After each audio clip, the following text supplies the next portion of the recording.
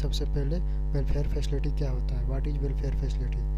तो वर्कर्स या कामगारों को साइट पे काम करने के दौरान उनको मिलने वाली बेसिक फैसिलिटी और ज़रूरतों को ही हम वेलफेयर फैसिलिटी कहते हैं। ये कई प्रकार के होते हैं, जैसे साइट पे उनके पानी की व्यवस्था करना, उनके रेस्ट रूम की व्यवस्था करना, कैंटीन की व्यवस्था करना। इसके अलावा भी और बहुत सारे फैसिलिटी होते हैं जिनके लिए कई सारे कानून बनाए गए हैं। जैसे as per factory act 1940 act में लिखा गया है कि अगर आपके यहाँ 150 से अधिक वर्कर हैं तो आपको ये विभिन्न प्रकार के जो वेलफेयर फैसिलिटी होना चाहिए साइट को, वो मेंटेन करना पड़ेगा।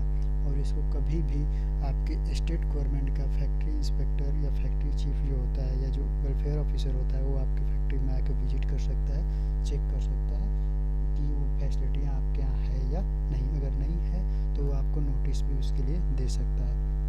तो आइए जानते हैं वो कौन कौन से सेक्शन है। तो फैक्ट्री एक्ट का section 42, Indian factory act section 42 में आपको ये बोला गया है कि अगर आपके यहाँ 150 से अधिक वर्कर हैं, आपकी फैक्ट्री में काम कर रहे हैं, रह रहे हैं, तो उनके कपड़े धोने के लिए व्यवस्था होना चाहिए। जैसे कि अगर मान के चलिए आप उनको रूम प्रोवाइड कर रहे हो, अगर आपके कंपनी के रूम में रह रहे हैं तो वहाँ पर उनके कपड़े धोने के लिए भी अरेंजमेंट होना चाहिए।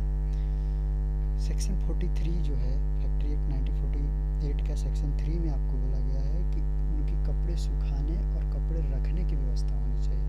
यानी अगर वो कपड़े धो रहे हैं तो कपड़े सुखाने की व्यवस्था हो और कपड़े रखने की भी व्यवस्था होनी चाहिए।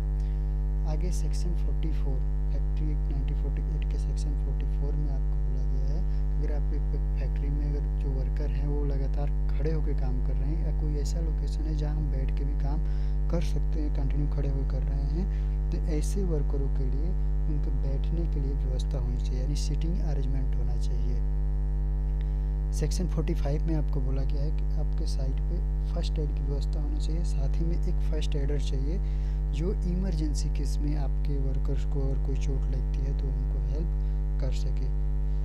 आगे जो है सेक्शन 46 में बोला गया है कि अगर आपके यहाँ वर्कर हैं तो उनके लिए कैंटीन की व्यवस्था होनी चाहिए, यानी जो खाना खाएंगे तो उसके लिए कैंटीन का अरेंजमेंट हो, कैंटीन होना चाहिए जिसमें वो खाना खा सकें। सेक्शन 47 में बोला गया है कि उनके लिए रेस्ट रूम होना चाहिए, लंच के बाद वो जहाँ रेस्ट कर सके, बैठ सकें, उसके लिए रेस्ट रूम का अरेंजमेंट होना चाहिए। 48 में आपको बताया गया है ये स्पेशल लेडीज़ के लिए है। 1948 का जो सेक्शन है 48, इसमें बोला गया है कि अगर आपके यहाँ 30 लेडीज़ से अधिक हैं या 30 लेडीज़ हैं जो काम कर रही हैं तो उनके लिए क्राइसिस रूम होना चाहिए। क्राइसिस रूम बोलते हैं जैसे छोटे बच्चों के लिए, अगर लेडीज़ है उनके छोटे बच्चे हैं तो 6 साल से कम बच्चों को वो साइड पे लेके आ सकती है और वो साइड पे लेके काम नहीं कर सकती। तो इसके लिए आपके प्लांट प्रेशर में क्राइसिस रूम के अरेंजमेंट होना चाहिए जहाँ उन बच्चों को छोड़ सके, उसमें प्रॉपर वेंटिलेशन होना चाहिए उस रूम के अंदर और बच्चों को खेलने वाले सामग्री भी उसके अंदर होनी चाहिए जिससे बच्चे खेल सकें। तो ये आपके स्पेशल लेडीज़ अगर आपकी फैक्ट्री में काम कर रही हैं तो उनके लिए ये नियम फॉलो करना पड़ता है।